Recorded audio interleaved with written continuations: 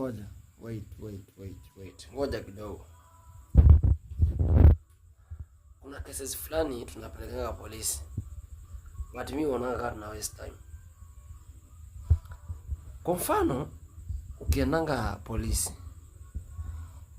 kuripoti mtoto mwenye amepotea, maybe kuna hiyo case, unapeleka polisi pale kwa OB. Unafika kwa OB vizuri kabisa. Alafu hapo unasikia afana nakuuliza, na wewe eleza shida yako. So unamwambia kuna mtoto alipotea. Anakuuliza, hebu tueleze mtoto wako na miaka ngapi? Au maybe unaweza sema mtoto wako kama 12 years. Hebu tuambie alikuwa amevaa aje? Au alikuwa amevaa shati ya blue, trouser ya black, na alikuwa amevaa viatu za black covered. Wanaandika statement hapo OB nini, unapewa OB number. Halafu unaenda home. Anyway, mimi nataka tu niulize. Wewe kwa maisha yako, kuna siku ushailala usiku, halafu ukagongwa na polisi, wakakuuliza kama ulishaiona mtoto? Yani pia hawa wanatafuta huyo mtoto mwenye wewe umeenda kuripoti.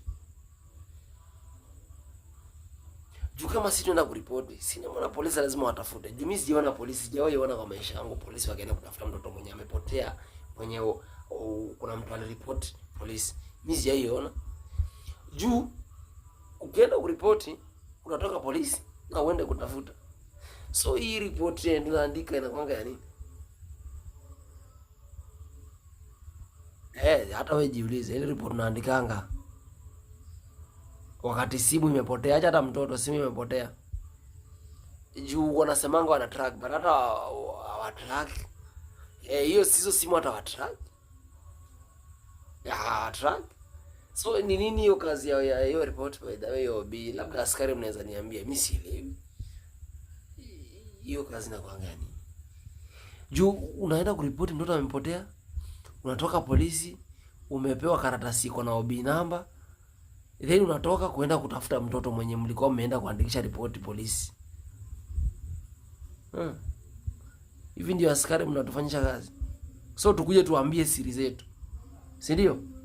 Tukuje tuambie vile sisi tumepotelewa na mtoto, ama tukuje tuambie vile tumepotelewa na simu iPhone 16, ndio ujue tulikuwa na iPhone na hamna tafuta. Mnatuchezea akili.